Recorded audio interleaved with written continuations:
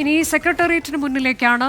അവിടെ നടക്കുന്ന ആശാ വർക്കേഴ്സിന്റെ സമരം 63-ാം ദിവസത്തിലേക്ക് കടന്നിരിക്കുന്നു. സമരം തുടങ്ങി 2 മാസമായിട്ടും അനുകൂല തീരുമാനമുണ്ടാകാത്തതിനാൽ കൂടുതൽ കടുത്ത സമരരീതികൾ പരീക്ഷിക്കാനാണ് സമരക്കാരുടെ തീരുമാനം. MG പ്രതീഷ് വിശദാംശങ്ങളുമായി. പ്രതീഷ്, നാളെ ഇപ്പോൾ വിഷു ഒക്കെ ആഘോഷിക്കാനിരിക്കെ ഇവർ അവരുടെ സമരം തുടർന്നു പോവുകയാണ്. കൂടുതൽ കടുത്ത നടപടികളിലേക്ക്, സമരരീതികളിലേക്ക് കടക്കാനാണോ തീരുമാനം?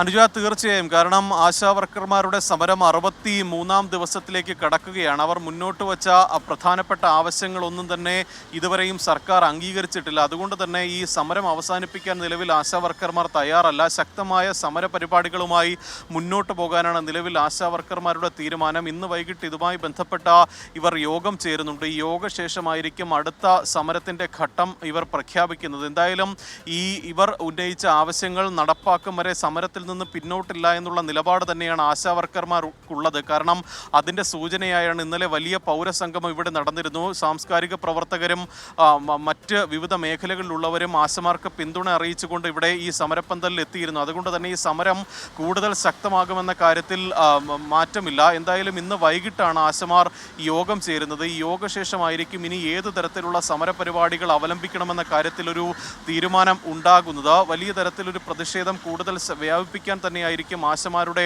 തീരുമാനം. പക്ഷേ സർക്കാരിൻ്റെ ഭാഗത്തു നിന്ന് ഒരു അനുകൂല നിലപാട് അതിനുശേഷം ഉണ്ടായിട്ടില്ല. നേരത്തെ സർക്കാർ എടുത്ത അതേ നിലപാട് തന്നെയാണ് ഇപ്പോഴും സ്വീകരിച്ചു വരുന്നത്. ആരോഗ്യമന്ത്രിയും മുഖ്യമന്ത്രിയും അടക്കം ഈ വിഷയത്തിൽ അതേ നിലപാട് ആവർത്തിക്കുകയുമാണ് ഇപ്പോൾ ചെയ്യുന്നത്. അനുജ, അതാണ് ആ തരത്തിലേക്ക് സർക്കാരിന്റെ ഭാഗത്തു നിന്ന് ഒരു തരത്തിലും അനുകൂലമായൊരു തീരുമാനം ഉണ്ടാകുന്നില്ല എന്ന് വരുമ്പോൾ ഇവർ എന്താണ് ഇനിയിപ്പോൾ ഇവർ പ്രതീക്ഷിക്കേണ്ടതെന്നാണ് കരുതുന്നത്? സമരം ശക്തമാക്കിയാൽ പോലും ഒരു ഇടപെടലൊക്കെ ഇവരിനി പ്രതീക്ഷിക്കുന്നുണ്ടോ പ്രതീഷ്?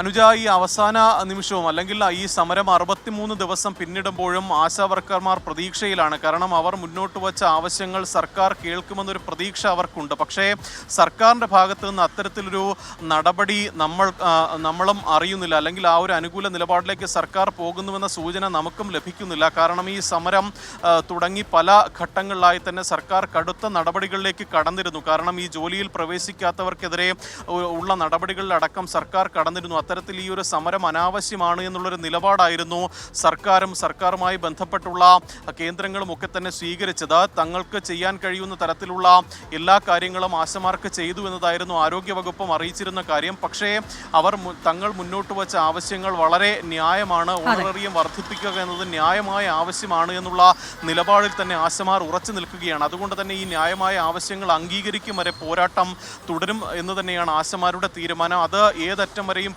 പോകാനുള്ള ഒരു നിലപാടിലേക്ക് സമരം ഏത് തരത്തിലാകും എന്നുള്ള തീരുമാനിക്കാൻ ഇന്ന് വൈകിട്ട് ആശമാരുടെ യോഗം നടക്കുന്നു. സമരം 63-ാം ദിവസം, നിരാഹാര സമരം 25-ാം ദിനത്തിലേക്ക് കടന്നു. ഒരു അനുകൂല തീരുമാനം ഉണ്ടാകുന്നില്ല എന്നുള്ളത് കൊണ്ടാണ് കൂടുതൽ കടുത്ത സമരരീതികൾ പരീക്ഷിക്കാൻ ആശാ വർക്കേഴ്സ് തീരുമാനിച്ചത്.